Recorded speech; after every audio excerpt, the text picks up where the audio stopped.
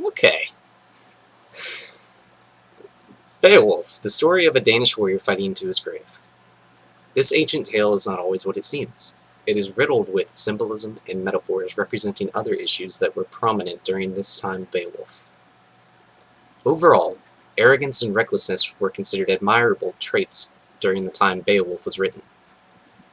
The author wanted Beowulf to look like the fearless leader he had envisioned. He made him cocky, he made him brave, and he made him stupid. Beowulf took too many risks to get to his end goal with his honor. The first of these risks is what starts the story. Beowulf embarks on his adventure to help an old friend of his father rid of a beast.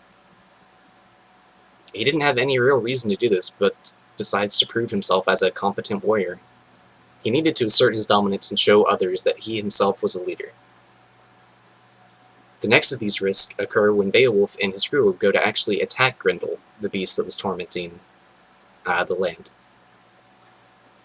Beowulf, being this manly, macho guy he is, declines to use armor or weapons during the battle.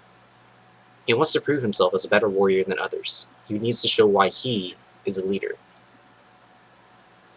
He is eventually successful at defeating Grendel and ending his reign of terror on the village. He did so without any outside help, just himself and his muscles. When Grendel's mother hears of this news, she comes down to the village to capture peasants and gain Beowulf's attention. Beowulf, fearing nothing, heads with his army to defeat Mrs. Grendel.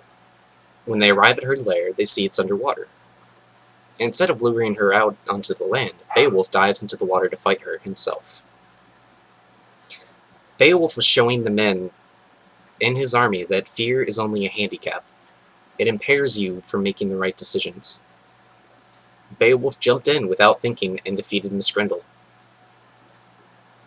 He didn't need any upper ground or help. He proved himself as the best. Years later now, when Beowulf is in his old age, he's fragile and dying. He feels his death coming. He fears it, although he doesn't show it. He has become king since the last time we've seen him, and a dragon begins to terrorize his kingdom. Beowulf takes the risk of going to vanquish his dragon, but he takes an army with him as well as some equipment. Beowulf feels his death is coming, and he's scared. Because of this fear, he ends up allowing an opening for the dragon to strike. He hesitates, and the dragon does strike. Beowulf ultimately ends up dying because he was emotional. He got scared. Knowing that he had nothing left to lose, he loses that fear. He lets it go. He goes into an enraged state and ends up landing a fatal blow onto the dragon. Overall, the idea the author was trying to instill was that arrogance and being headstrong were admirable. This idea was widespread and ultimately accepted back then. That was the author's goal, and that was what Beowulf proved. Goodbye.